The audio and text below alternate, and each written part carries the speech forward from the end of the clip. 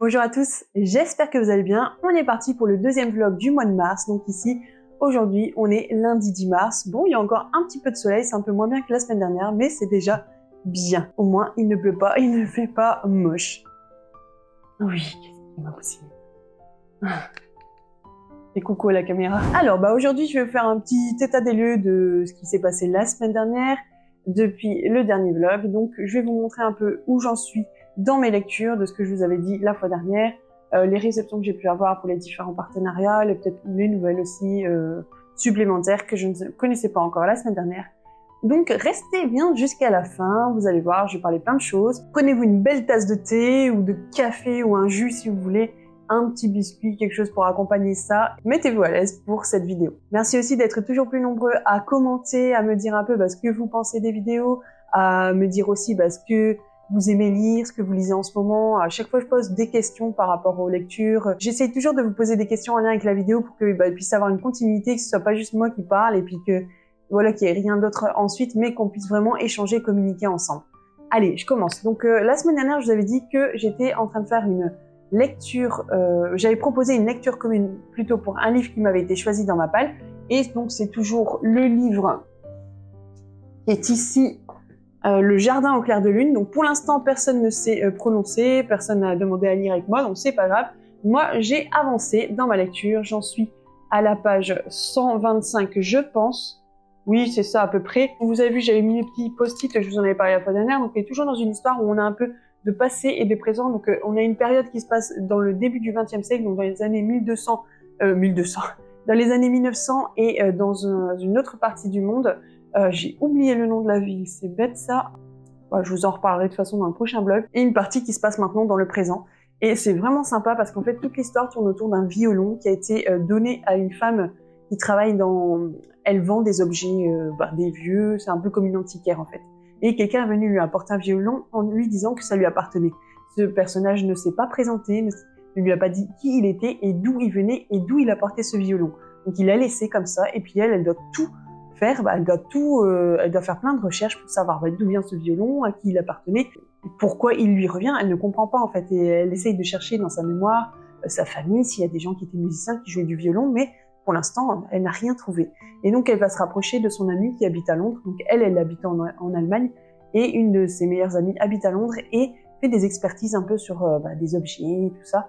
Et donc elle va pouvoir l'aider déjà à faire quelques recherches par rapport à ça en expertisant son violon. Elle va aller un peu sur la route d'autres personnes aussi qui vont pouvoir l'aider à faire des recherches. Et c'est vraiment, vraiment intéressant. En tout cas, moi, j'aime bien quand je lis des romans qui parlent un peu de musique, d'instruments, tout ça, forcément parce que je joue du piano, je suis une musicienne, donc ça me parle peut-être plus que d'autres personnes, mais j'aime bien et je trouve ça vraiment sympa. Donc c'est un livre vraiment que j'apprécie beaucoup, donc je lis quelques pages par jour et je me régale en fait, c'est vraiment bien. Donc il a été écrit par Corinna Baumann et moi j'ai jamais lu de bouquin de sa part.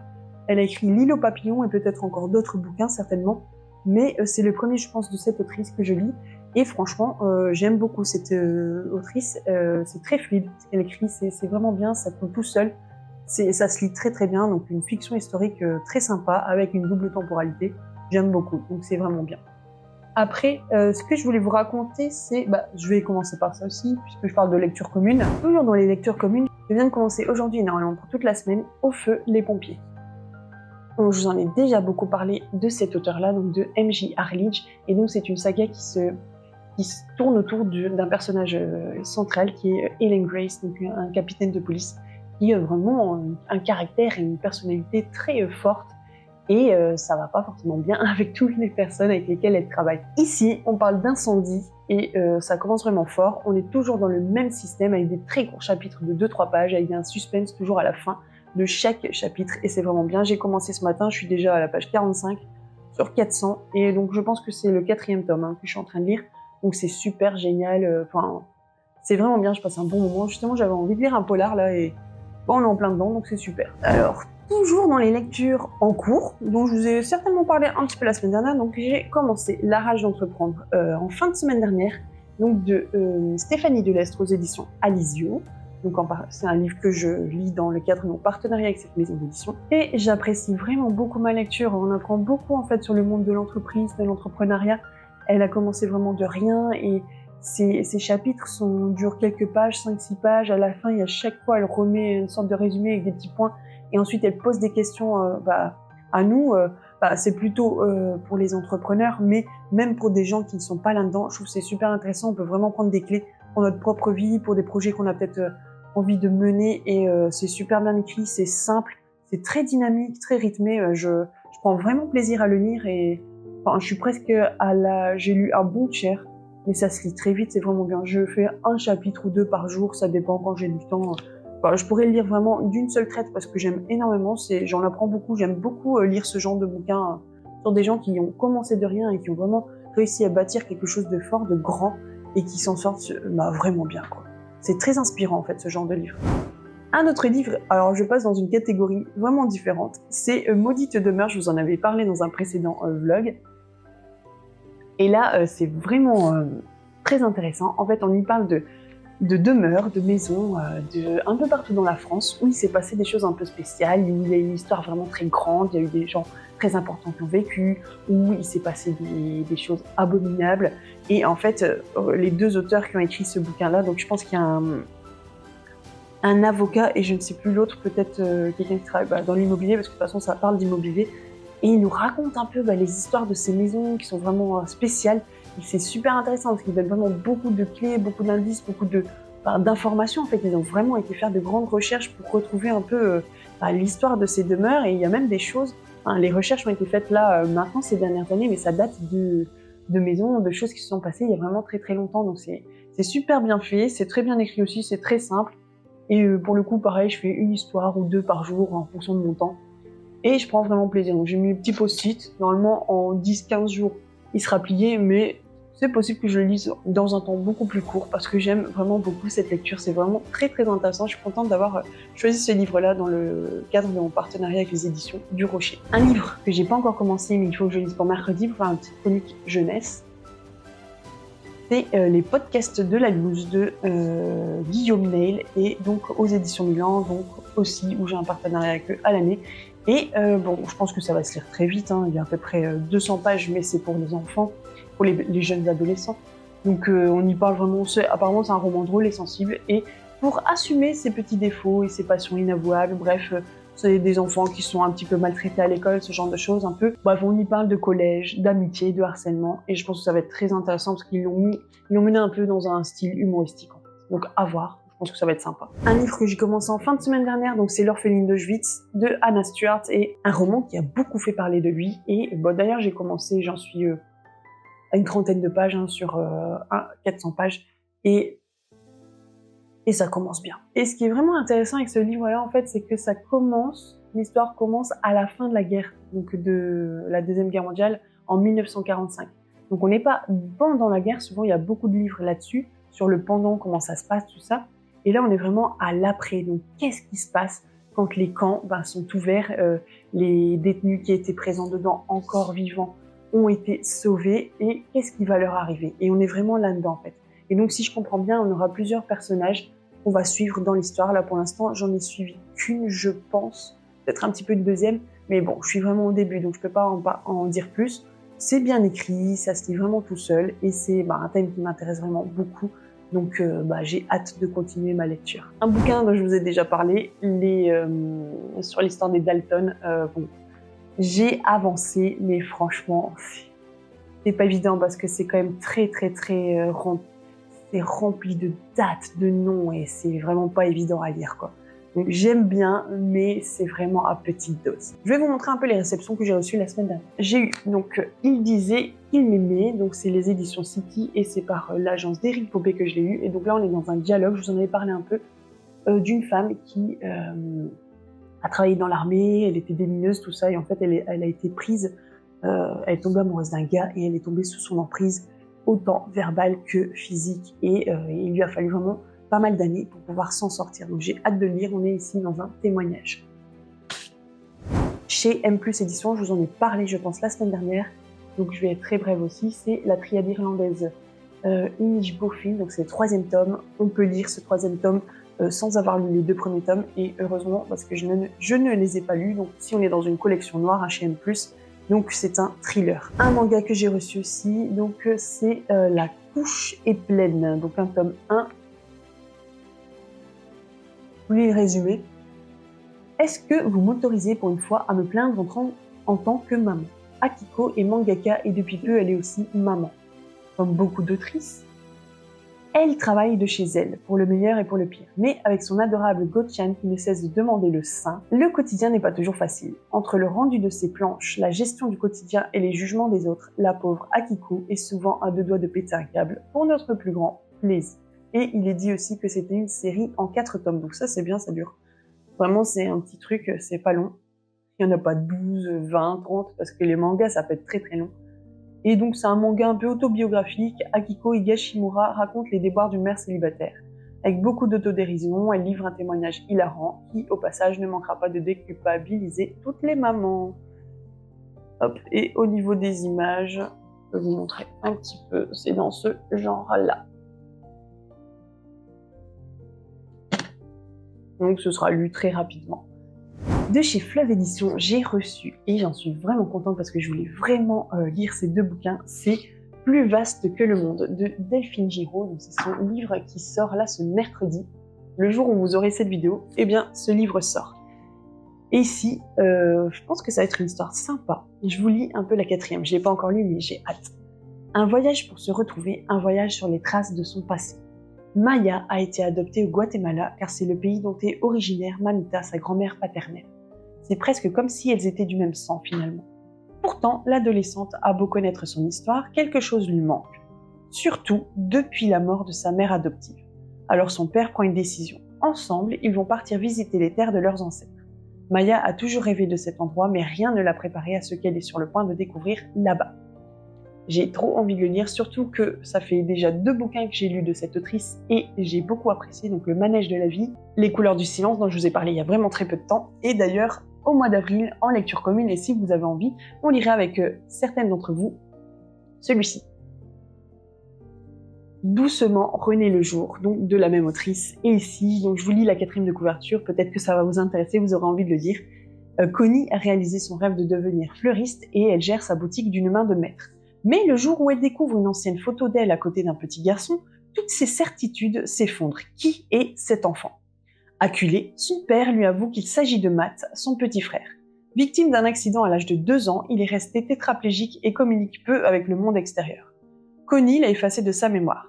Remontant le fil de ses souvenirs, elle décide d'enquêter sur ce passé qui lui échappe, mais ignore encore ce qu'il lui en coûtera.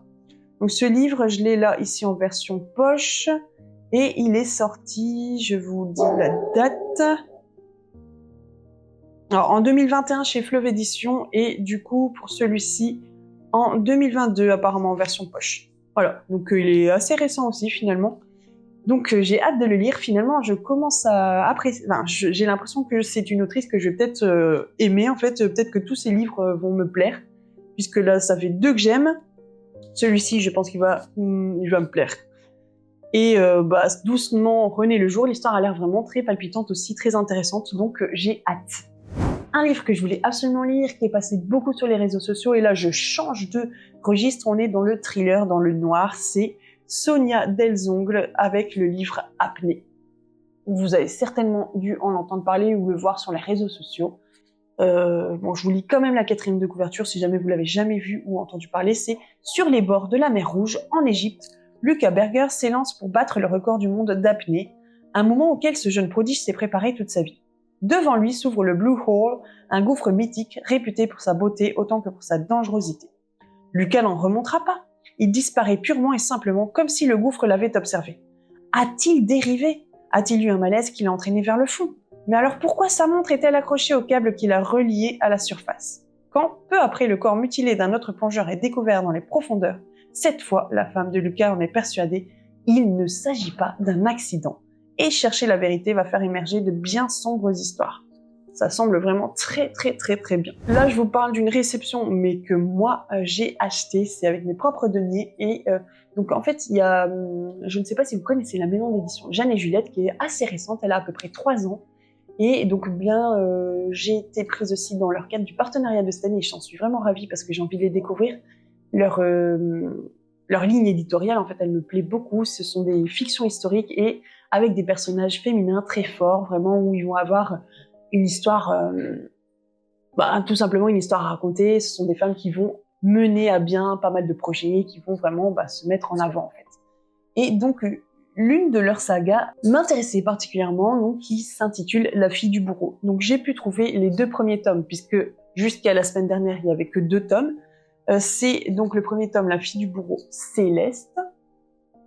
Et le deuxième tome s'appelle L'envolée.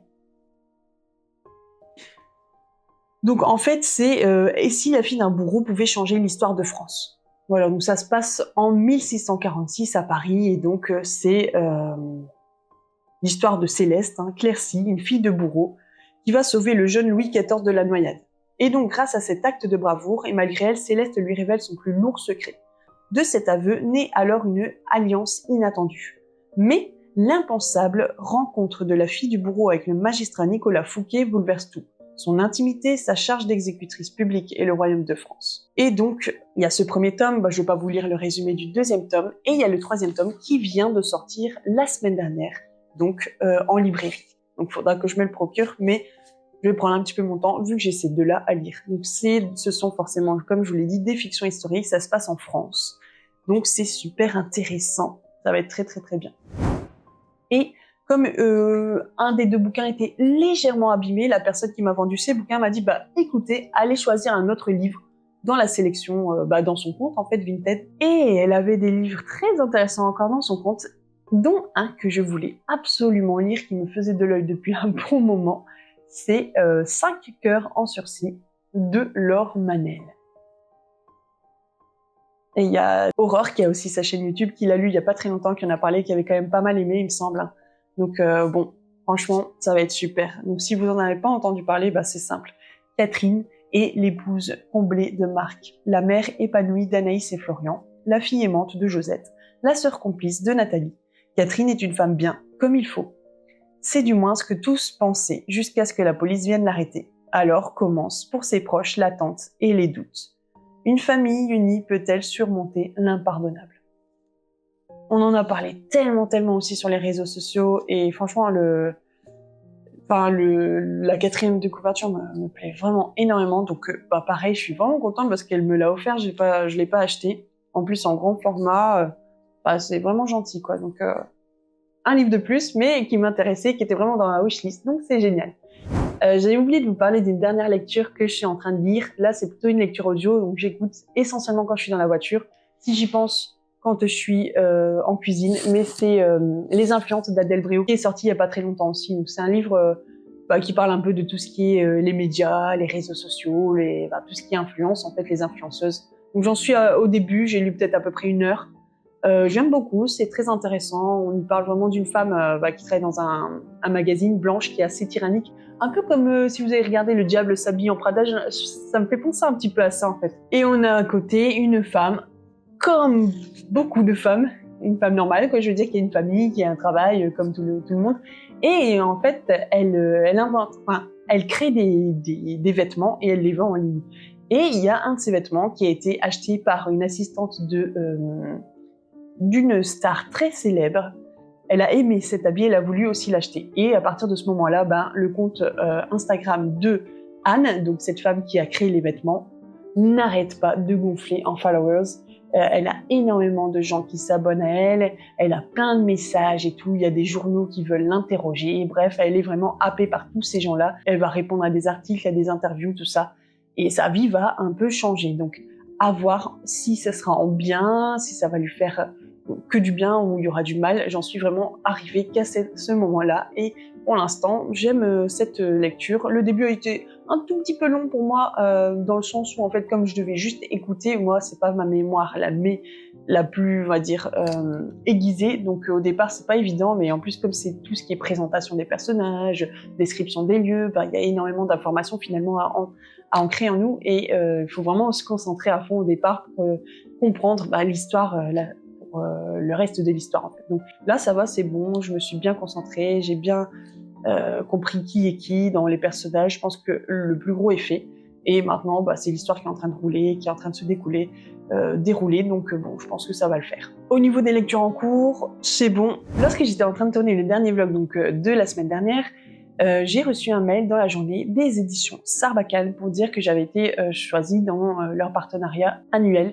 Et donc c'est une maison d'édition de livres jeunesse, donc je suis vraiment contente parce que c'est vraiment J'aime énormément la lecture jeunesse. Dans mon ancien métier, forcément, je travaillais énormément avec les livres puisque j'étais prof en maternelle. Et j'aimais ça, j'aimais lire des histoires, j'aimais raconter de nouvelles choses.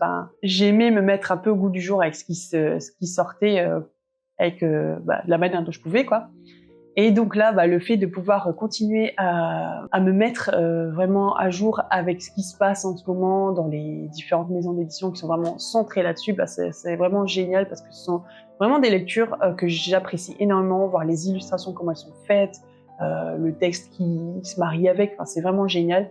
Et du coup, ça va être super parce que ce sont vraiment des belles choses qu'ils font et j'aimerais vraiment les découvrir plus. Donc je suis contente et j'imagine que dans quelques jours, je pourrais choisir des bouquins et je pourrais vous les présenter. Donc, si vous avez des enfants, vous allez voir que je vais en parler. J'en parle depuis le début de la chaîne, il n'y a pas de souci. À chaque fois que je fais un bilan lecture, je parle toujours des livres jeunesse que j'ai lus ou que j'ai à la maison. Et donc là, cette année, il y aura un peu plus de nouveautés aussi. Il y aura des choses qui sortent là en ce moment. Donc, il y aura vraiment des choses nouvelles comme des choses qui sont anciennes, mais qui sont toujours d'actualité et qui sont de très très très bons bouquins.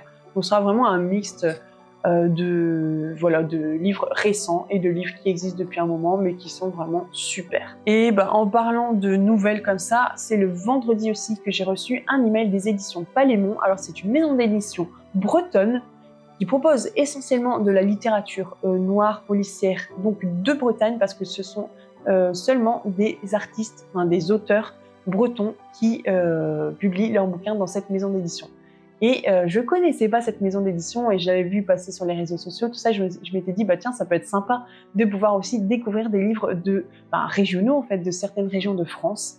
Et donc, j'avais postulé, je m'étais dit, si ça passe, c'est bien, si ça passe pas, c'est pas grave. Et donc, j'ai eu la nouvelle vendredi, donc forcément que j'avais été acceptée.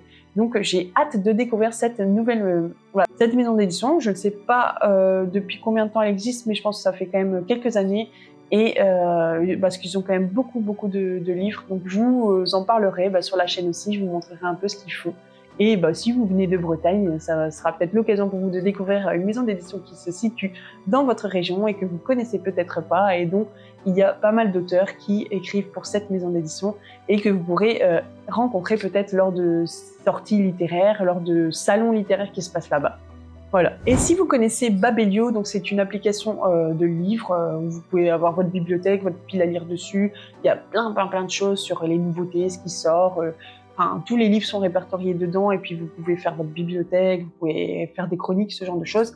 Et en fait, chaque mois, ils font ce qu'on appelle la masse critique Babelio. Donc, ils proposent une série de livres dans un thème particulier et vous pouvez choisir en fait des livres que vous aimeriez lire et vous validez. Et ensuite, ils font un tirage au sort et vous pouvez être pris pour pouvoir lire un des bouquins que vous aviez choisi. Je ne participe pas tous les mois. Dans tous les cas, de toute façon, ils font en sorte que ça tourne. Ce ne soit pas toujours les mêmes personnes qui sont choisies pour pouvoir lire un des bouquins qu'ils vont proposer. Donc, c'est plein de maisons d'édition en fait qui se rejoignent et qui se mettent dans cet événement-là. Et donc, on peut lire un de leurs bouquins qui sort ou qui n'est pas encore sorti, en fait. Et donc, pour cette fois-ci, j'y ai participé parce que c'était plutôt sur tout ce qui était thriller, noir, vraiment cette catégorie-là. Et donc, j'avais fait une petite liste d'une dizaine de livres qui m'intéressaient vraiment, qui étaient un peu dans ma wishlist, ou en tout cas de livres qui avaient l'air très intéressants et qui allaient peut-être rentrer dans ma wishlist. Donc le livre qui m'a été octroyé, du coup, c'est, comment ça s'appelle ? Une enquête d'Ali Burns, 1979, de Val McDermid. Donc moi, je ne connais pas cet auteur et ça m'intrigue beaucoup. Le résumé était vraiment très intéressant. Mené tambour battant, un roman passionnant. Donc ça a l'air très bien et c'est aux éditions HarperCollins. Je sais que cette maison d'édition-là, j'aime beaucoup quand même ce qu'ils font. Ils sont très variés dans ce qu'ils proposent, mais en général, j'aime beaucoup ce qu'ils font. Donc, je pense que ça ira. Et puis, ça me permettra de découvrir un nouvel auteur que je ne connais pas encore, donc j'ai hâte de le recevoir aussi. Et donc en fait, quand vous avez gagné un de leurs bouquins au tirage au sort, le but c'est de le lire dans le mois et d'en faire une chronique donc sur leur application ou même aussi sur vos réseaux sociaux et ensuite sur leur application. J'ai mon chien qui essaye de rentrer là, mais j'ai mis le rideau, elle a du mal. Alors je vous ai dit un peu tout ce qui s'est passé dans le courant de la semaine dernière. J'ai plus de nouvelles à partager au niveau littéraire. Mais vous, alors où est-ce que vous en êtes dans vos lectures? Qu'est-ce que vous êtes en train de lire en ce moment? Est-ce qu'un des livres de tout ce que je viens de vous présenter vous intéresse ou est peut-être dans votre pile à lire, dans votre wishlist? Dites-moi tout aussi. On puisse vraiment partager ensemble, communiquer, échanger. C'est vraiment quelque chose qui me tient à cœur.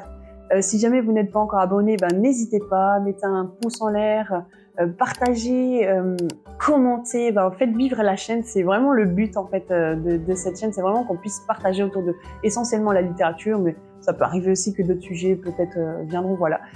Pour samedi, la vidéo qui sortira normalement, c'est mon bilan lecture du mois de février que je dois tourner aujourd'hui aussi.